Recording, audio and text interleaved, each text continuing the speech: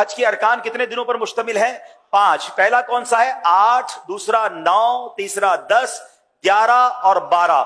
یہ 5 ایام آپ نے یاد رکھنے ہیں، 8 ذوالحجہ، 9 ذوالحجہ، 10 ذوالحجہ، 11 ذوالحجہ، 12 ذوالحجہ۔ 8 ذوالحجہ کا دن ہم نے گزارنا ہے مینا میں، وہاں پڑھیں گے 5 نمازیں۔ 5 نمازیں مینا میں پڑھنا سنت ہے، اور پہلی نماز ہوگی ظہر، پہلی کون سی پڑھیں گے؟ پھر عصر، پھر مغرب، اگلی عشاء، اور پھر فجر۔ یہ فجر کی نماز ہم ادا کریں گے تو یہ کون سی تاریخ ہو جائے گی؟ 9 ذوالحجہ۔ شاباش۔ اچھا، 9 ذوالحجہ کا دن it's the most important day of حج۔ یعنی اگر آپ کو کوئی کہتا ہے کہ حج کس دن ہوتا ہے، حج ہوتا ہے 9 ذوالحجہ کو، یاد رکھیے گا۔ حج کا دن کون سا ہے؟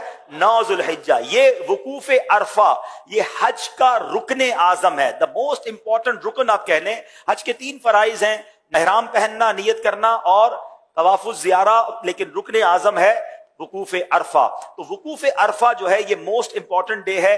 9 ذوالحجہ کا دن آپ نے عرفات میں گزارنا ہے۔ اچھا، اب 9 ذوالحجہ عرفات میں جب آپ پہنچیں گے تو وقوف عرفہ کا جو وقت شروع ہوتا ہے، جب جس کو کہیں کہ عرفات کے دن کا وقوف کا وقت شروع ہوتا ہے، جب ظہر کا وقت شروع ہوتا ہے نا، تو یہ وقت شروع ہو جاتا ہے۔ سبحان اللہ۔ جیسے ہی ظہر کا وقت شروع ہوا، جتنے لوگ عرفات میں احرام کی نیت کے ساتھ موجود ہیں وہ سب کے سب حاجی ہو جاتے ہیں۔